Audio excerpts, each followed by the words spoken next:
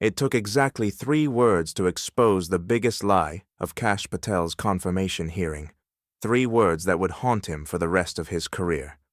Not off the top of my head. That was Kash Patel's answer when Senator Dick Durbin asked if he knew Stu Peters. The problem? Patel had appeared on Peters' podcast 8 times. 8 times. And Peters was not just any podcaster. He was a Holocaust denier, an antisemite who called Judaism a death cult built on the blood of murdered babies, a man who had called for the final solution to remove Jews from America, and the future FBI director claimed he could not remember his name. January 30th, 2025, the Hart Senate Office Building, room 216. The air was thick with tension as Kash Patel took his seat at the witness table. Behind him sat rows of supporters wearing red ties. In front of him, 11 senators prepared to decide whether this man would lead the most powerful law enforcement agency in the world. Patel looked confident, almost too confident. He had survived worse than a Senate hearing. He had been Trump's attack dog for years. He had written a book calling 60 government officials deep state gangsters. He had promoted conspiracy theories about the FBI on podcasts across the internet. And now he was about to become the FBI director himself. But Senator Dick Durbin had done his homework, and he was about to ask a question that would expose everything. To understand what happened in that hearing room, you need to understand who Stu Peters really is. Stuart Peters is not a household name. Most Americans have never heard of him, but in the dark corners of the internet, he is a celebrity, a hero to white nationalists, a prophet to conspiracy theorists, a voice for the most extreme elements of American society. Peters started as a bounty hunter in Minnesota. Then he tried to become a rapper. When both careers failed, he found his true calling, spreading hate on the internet. He launched the Stu Peters Show in 2020 during the COVID pandemic. At first, he focused on anti-vaccine conspiracy theories. He produced a film called Died Suddenly that claimed vaccines were part of a global genocide plot. The film was viewed over 30 million times. But Peters did not stop at vaccines. He went further, much further. He began promoting Holocaust denial. In early 2024, he said on his show, "The gas chambers, the crematoriums, so often discussed, they were destroyed at the end of World War II, if they were ever there in the first place." He called Judaism a death cult built on the blood of murdered babies. He said Jews were orchestrating the demographic decline of the white race. He posted a photo of himself holding Adolf Hitler's book Mein Kampf with the caption, "Visionary Leadership." In April 2025, he said on his show, "We absolutely do need a final solution on that." He was talking about removing Jews from America. He created a cryptocurrency called J-Proof, which he marketed as Jew-proof money to escape the Rothschild-run banking cabal. This was the man Kash Patel claimed he could not remember. The confirmation hearing had been contentious from the start. Democrats attacked Patel's lack of law enforcement experience. Republicans praised his loyalty to Trump. The usual partisan theater played out for hours. Then Senator Dick Durbin got his turn. Durbin was the ranking Democrat on the Judiciary Committee, 79 years old, a lawyer from Illinois who had served in the Senate for nearly 3 decades. He had questioned 4 FBI director nominees before Patel. He had voted for all of them, all Republicans. But this nominee was different, and Durbin was about to prove it. He started with the January 6th pardons. He asked Patel about Matthew Huddle, a man Trump had pardoned who had beaten his 3-year-old child so badly the kid could not sit down for a week. Patel deflected. He asked about the J6 prison choir. Patel had helped produce a recording of January 6th rioters singing in prison. He had called them political prisoners. Patel claimed he had nothing to do with it, despite being quoted saying, "We got this idea to record the January 6th prisoners." Then Durbin moved to the real target. "Are you familiar with Stu Peters?" The question hung in the air. Patel's expression flickered, just for a moment. "I'm sorry, what?" Durbin repeated the question slowly, deliberately. "Are you familiar with Mr. Stu Peters?" Patel paused. 3 seconds, an eternity in a congressional hearing. "Not off the top of my head." Durbin did not smile, but his eyes narrowed. "You made 8 separate appearances on his podcast." The room went silent. 8 times, not once, not twice. 8 times Kash Patel had sat across from Stu Peters and talked for hours, and now he claimed he could not remember the man's name. Durbin continued, his voice carrying the weight of disgust. He promoted outrageous conspiracy theories and worked with a prominent neo-Nazi.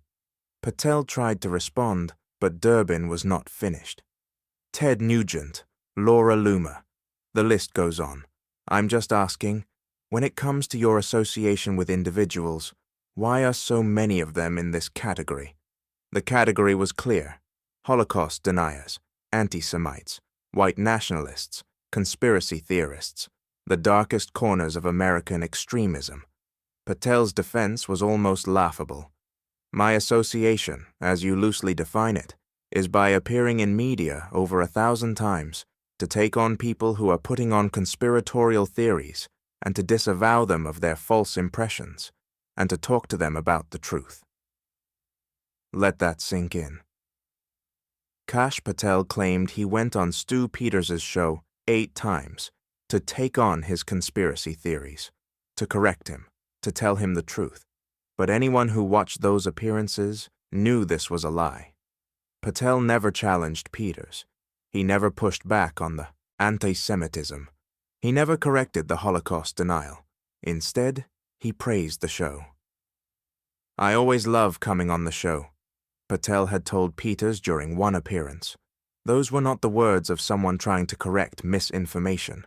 Those were the words of a friend, and Stu Peters was about to prove it.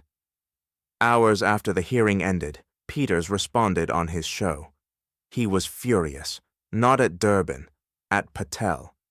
"Clearly, Kash Patel is lying," Peters said. "He absolutely does know who I am." Then Peters dropped the bombshell. Fight with Kash came to the aid of Stu Peters and the Stu Peters Show because of Kash Patel personally, who personally knew me because of multiple appearances on this program. Fight with Kash was Patel's charity, his personal organization, and according to Peters, that organization had hired lawyers to defend Peters in a lawsuit. But Peters was not done. And then we exchanged contact information, and we directly text via personal cell phones constantly, and were on the phone with each other as Fight with Kash was hiring a team of attorneys to represent Stu Peters. Constantly. They texted constantly, not occasionally, not once in a while, constantly. The man Kash Patel claimed he could not remember off the top of my head was someone he texted constantly on his personal cell phone. Senator Durbin later addressed this on the Senate floor. At his hearing, Mr. Patel implausibly told me that he could not recall Stu Peters, a man who has been identified as an anti-Semitic Holocaust denier. This is simply not true, considering that Mr. Patel appeared on Mr. Peters' podcast 8 times. 8 times, and he could not recall the man's name. And Mr. Peters has since revealed that he and Mr. Patel directly communicate via their personal cell phones constantly. The implications were staggering. The future director of the FBI had lied under oath about knowing a Holocaust denier. He had claimed he went on extremist podcasts to correct misinformation when he was actually praising the hosts. His own charity had provided legal support to an antisemite, and they texted constantly. But the story of Stu Peters was only part of Patel's extremist connections. Laura Loomer was another. Loomer had chained herself to Twitter's headquarters, wearing a yellow Star of David, to protest being banned. She had promoted conspiracy theories about the September 11th attacks. She had called Islam a cancer on humanity. And there she was, photographed with Kash Patel at a book signing event. When Durbin asked about Loomer, Patel dismissed it. "Senator, as you can see, I took a photograph with an individual who showed up at a book event. I don't believe I'm guilty by association." A photograph. Just a photograph. Nothing more. But the pattern was undeniable. Stu Peters, Laura Loomer, Ted Nugent, who had posted anti-Semitic rants on Facebook, Nick Fuentes, the white nationalist whose conference Peters had spoken at. The same circles, the same people, the same hate. And now one of them was about to lead the FBI. What made Patel's denial even more absurd was his own history with conspiracy theories. He had promoted QAnon content on social media. He had signed books with the QAnon slogan WWGUWWGA, which stands for Where We Go One, We Go All. He had posted about socializing with prominent QAnon supporters. During the hearing, he claimed he had publicly rejected outright QAnon conspiracy theories. This was demonstrably false. Anyone with internet access could find his posts, his signatures, his appearances with QAnon promoters. But Patel had a strategy. Deny everything, claim ignorance, pretend the evidence did not exist. It almost worked. Despite the Stu Peters revelation, despite the Laura Loomer photographs, despite the QAnon connections, despite lying under oath about knowing a Holocaust denier. The Senate confirmed Kash Patel as FBI Director on February 20th, 2025. The vote was 51 to 49, the narrowest confirmation of an FBI director in American history. Every Democrat voted no. Every Republican voted yes. Senator Durbin delivered his final warning before the vote. If Senate Republicans confirm Mr. Patel, I believe they will come to regret this vote, probably sooner rather than later. I, for one, am convinced that Mr. Patel has neither the experience, the judgment, nor the temperament to lead this criminal investigative agency. He pointed to former Trump officials who had warned against Patel: Attorney General Bill Barr, CIA Director Gina Haspel, Defense Secretary Mark Esper, National Security Advisor John Bolton. All Republican appointees, Durbin noted. Consider who is warning us about Mr. Patel. But the warnings went unheeded, and now a man who claimed he could not remember the name of a Holocaust denier he texted constantly was in charge of the Federal Bureau of Investigation. The agency responsible for investigating hate crimes was now led by someone connected to the people who inspired them. The irony was not lost on anyone paying attention. In the months that followed, Patel proved every critic right. He fired senior FBI officials who had worked on January 6th cases. He reassigned agents who had investigated Trump. He brought in loyalists to replace career professionals. He turned the FBI into exactly what his critics had predicted: a weapon for political revenge. But the Stu Peters moment remained the defining image of his confirmation. 3 words. Not off the top of my head. A lie so brazen, so easily disproved, that it should have disqualified him on the spot. 8 appearances on a Holocaust Denier's podcast, constant text messages, his charity funding the man's legal defense, and he claimed he could not remember the name. Peters himself could not believe it. Despite appearing on my show 8 times, Kash Patel feigns ignorance when asked about his association with anti-Semite neo-Nazi Stu Peters during his Senate confirmation hearing, Peters wrote on social media. Then Peters added something that revealed the true dynamic. He suggested Patel's denial was proof enough that we are owned by Israel. In Peters' twisted worldview, Patel was lying to appease Jewish interests. This was the man the FBI director called a friend. This was the man he texted constantly. This was the man whose name he could not remember off the top of his head. The story of Kash Patel and Stu Peters is not just about one lie in a confirmation hearing. It is about the normalization of extremism. It is about how hatred moves from the fringes to the mainstream. It is about what happens when people with connections to Holocaust deniers and antisemites are given the keys to America's most powerful law enforcement agency. Senator Durbin asked the right question. When it comes to your association with individuals, why are so many of them in this category? Patel never answered. He deflected. He denied. He claimed he was fighting misinformation when he was spreading it. And now he runs the FBI. Stu Peters is still broadcasting, still denying the Holocaust, still calling Judaism a death cult, still promoting his Jew-proof cryptocurrency. And somewhere in Washington, his old friend Kash Patel is making decisions that affect every American. The man who could not remember his name. The man who texted him constantly. The man who lied under oath and got away with it. Because in the end, Kash Patel was confirmed. The warnings were ignored. The evidence was dismissed. The lie about Stu Peters became just another moment in a hearing that lasted hours. But some of us remember, and history will too. To understand how Kash Patel ended up in that hearing room, you need to go back to the beginning. Kashyap Pramod Patel was born in 1980 in New York. His father had fled Uganda during Idi Amin's brutal dictatorship. The family came to America with nothing and built everything from scratch. Patel grew up in a crowded household. His father, 7 siblings, their spouses, and at least half a dozen children all lived under one roof.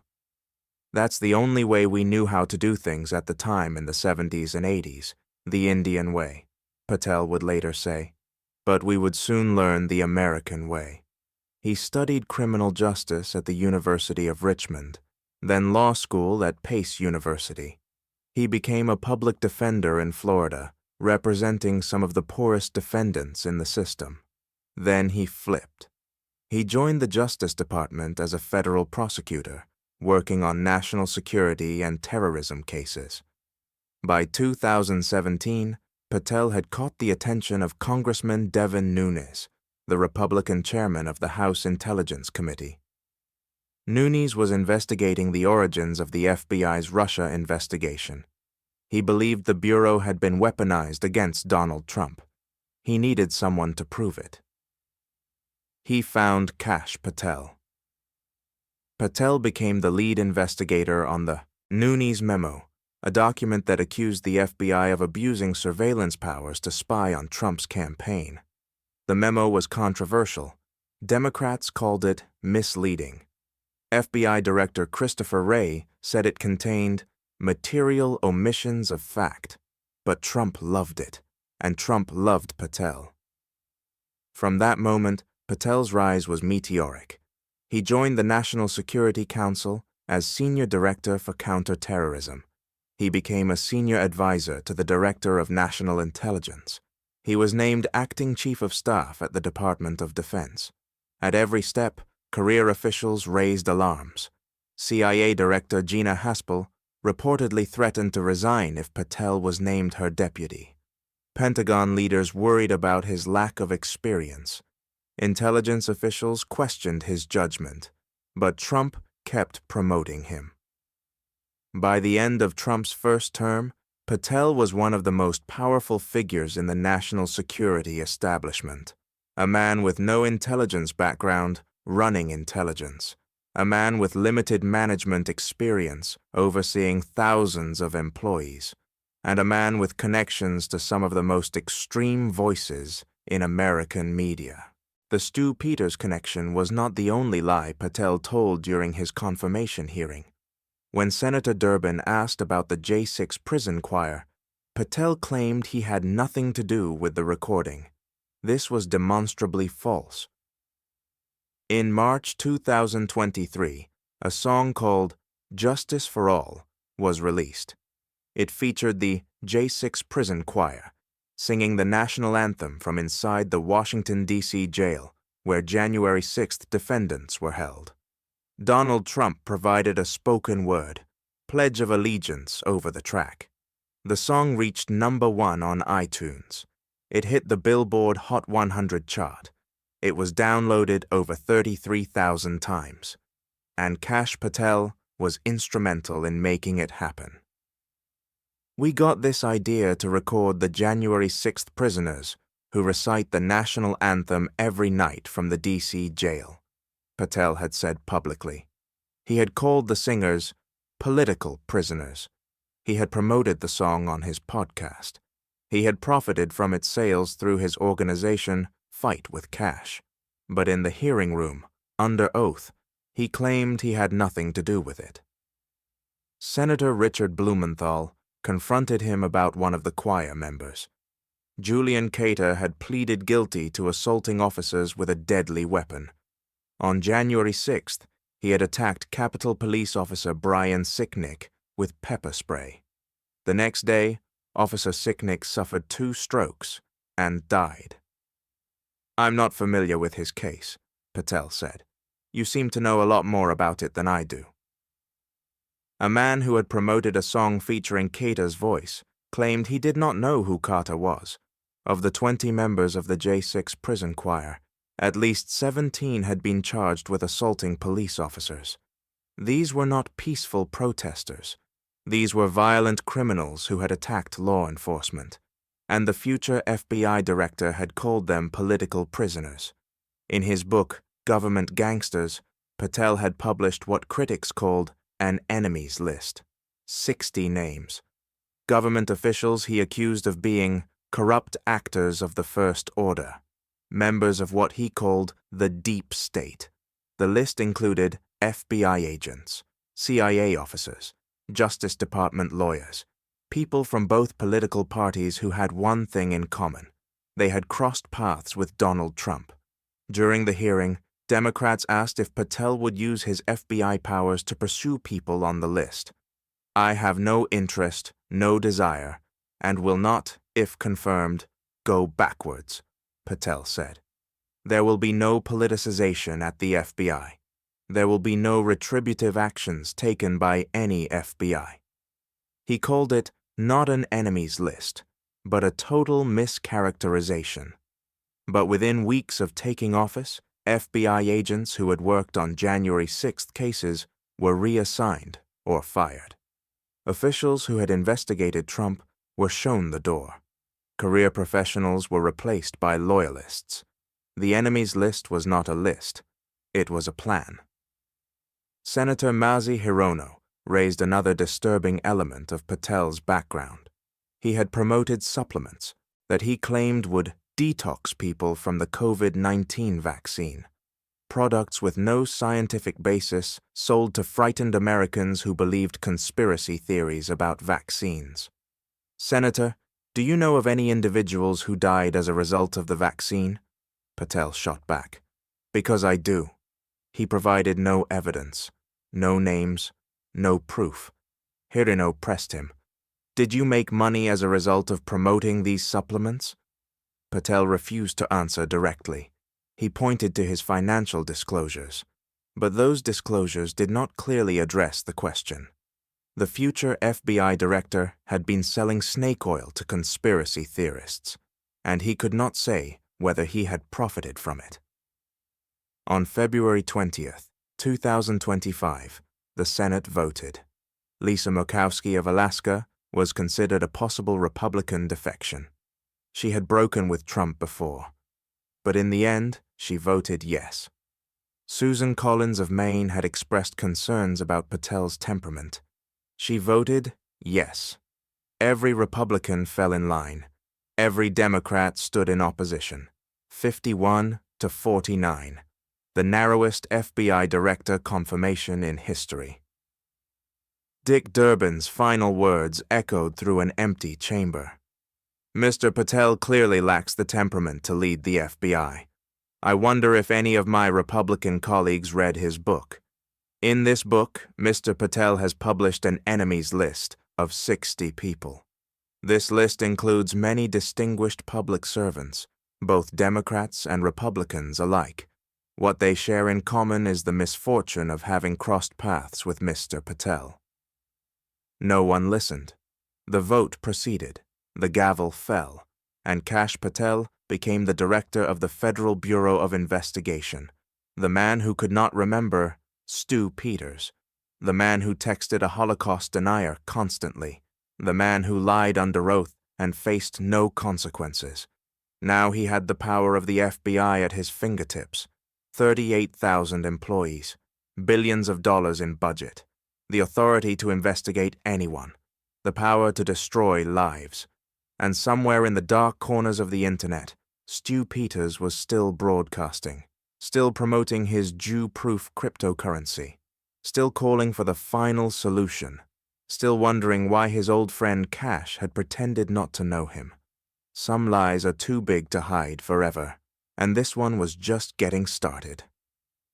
In the weeks following his confirmation, Kash Patel moved quickly. He fired the 5 career executives who headed the FBI's major branches.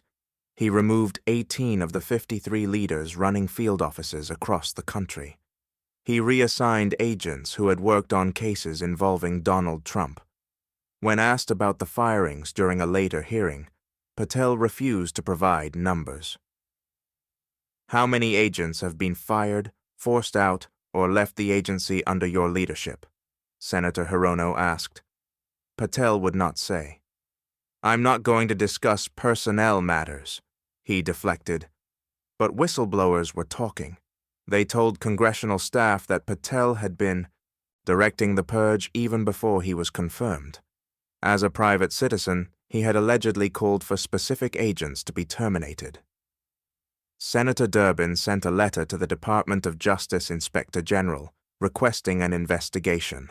Multiple whistleblowers have disclosed to my staff highly credible information indicating that Mr. Patel, a civilian, is personally directing the ongoing purge of senior law enforcement officials at the FBI, Durbin wrote.